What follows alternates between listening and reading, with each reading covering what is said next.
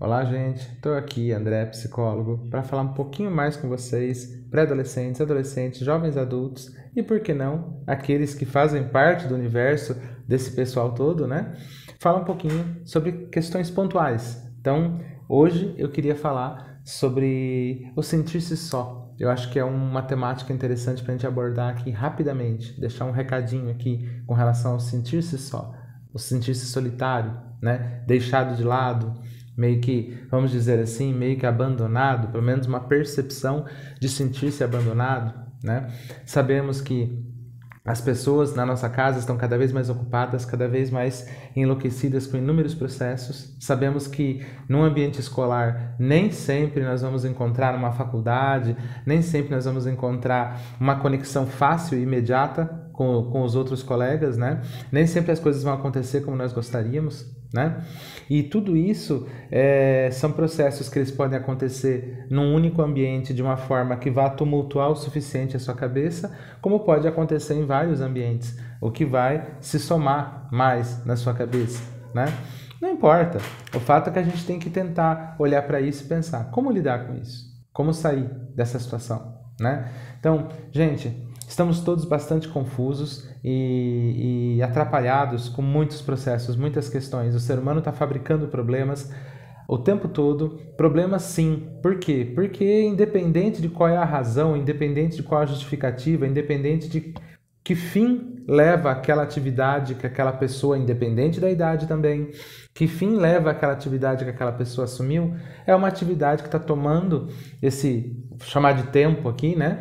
Tá ocupando a rotina da pessoa e às vezes, talvez num momento inoportuno, num momento onde ela precisaria estar demandando mais tempo, tendo mais possibilidades para poder estar lidando com os outros da casa. Só que ela não pode fazer isso porque ela já tem algumas questões das quais ela está ali preocupada, ocupada, né? Demandando todo o tempo dela, sugando, e aí vamos lá e buscamos mais atividades ainda, nos ocupamos mais ainda, né?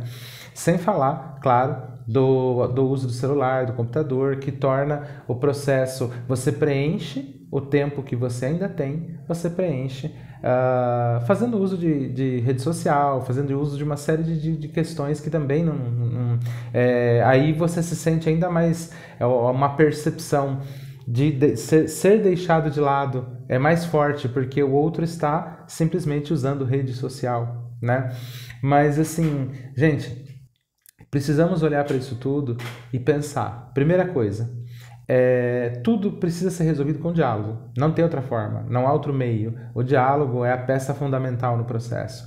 Primeiro, entra no meio já há um emocional aí que está em ebulição. Já há questões internas, há incômodo, há tristeza, enfim, há uma série de questões internas aí. Então, independente do ambiente, seja a sua casa, seja uma faculdade, uma escola, a proposta de um diálogo pode levar a um conflito, uma discussão. Então, no meio disso tudo, já tem que entrar o silêncio, inteligência emocional, ou saber o momento de sair do processo, saber o momento de entender que não vai haver diálogo, não está sendo possível exercer uma proposta de diálogo, uma conexão bacana com essa pessoa ou pessoas, não está legal isso, então você saber se retirar, né? Para que essa situação incômoda não vire um conflito, uma discussão totalmente desnecessária. Então o silêncio já entra aí como uma possibilidade da gente parar e pensar. Ah, mas nessa idade, pré-adolescência, adolescência, jovem adulto, a nossa cabeça fica a mil, é muito difícil, a gente acaba entrando na discussão, a gente acaba se descontrolando e tal. Sim, tudo isso é um processo, porém, existe um condicionamento, enfiaram na tua cabeça que vocês nessa idade são exatamente desse jeito. Vocês nessa idade, vocês só causam problema, vocês brigam o tempo todo, vocês são sem noção. Então tudo isso foi colocado na cabeça de vocês. E de certa forma, vamos falar sério, é um pouquinho confortável você pensar que, bom, então eu sou isso, então eu posso brigar à vontade? Porque eu sou isso, eu posso conflitar à vontade com as pessoas. Eu sou birrento, eu sou rebelde, então eu posso conflitar à vontade com as pessoas. Na verdade, gente, há uma necessidade de olhar para dentro de si mesmo e pensar, eu não sou isso. Eu posso trabalhar uma série de ferramentas que estão aí, existem muitas ferramentas a serem trabalhadas, que eu posso estar trabalhando para não ser isso. Eu quero ser, hoje, infelizmente, a exceção, mas no futuro eu quero ser como tantos outros, aos milhares, aos montes, espera-se, né? A gente possa ter esse processo, abandonar, né? Despatologizar, ou seja, sair de um processo onde é como se tivessem colocado na tua cabeça que você tem essa enfermidade, ou seja, você é obrigado a ser rebelde, você é obrigado a ser birrento, você é obrigado a ser descontrolado, você é obrigado a ser tudo isso. Colocaram na tua cabeça isso. Então, é um trabalho que precisa ser realizado aí. Esse é um primeiro ponto, né? Comunicação não é fácil. Exercer o processo da comunicação não é fácil. Você precisa se conhecer muito, saber seus pontos fracos para poder abrir contato com outros e saber lidar com outros. Saber entender, saber absorver o que o outro vai dizer, saber lidar com o outro, né? E o outro ponto, gente, se você não vai, eu deveria até estar dizendo isso, né, antecipadamente, mas estou deixando por último propositalmente. Se você não se expressa, você não diz quais são os desagrados que você está sentindo, você não consegue resultado. A pessoa não é obrigada a saber o que você está sentindo. Às vezes a gente acredita que o outro sabe. Não, mas ele sabe. Não, mas ele percebeu. Não, mas... A gente perde até o direito de qualquer tipo de reclamação, de proposta nesse sentido, se você não chega e se pronuncia. A pessoa tem que ouvir com ouvidos, né? Exercendo o fator aqui dos 5 sentidos, ouvir com ouvidos. Ela tem que ouvir você dizendo como você se sente. É muito importante. E toda a verdade deve ser dita, desde que seja com doçura. Você não vai dizer de maneira agressiva, de maneira sacolejante, chacoalhando as coisas. Você vai simplesmente dizer como você se sente, qual é a questão, né? Se você está se sentindo meio deixado de lado, como é que é e tal. Você precisa trazer isso, né? Então, as propostas elas precisam ser trabalhadas dessa forma. É o início, gente, é o início.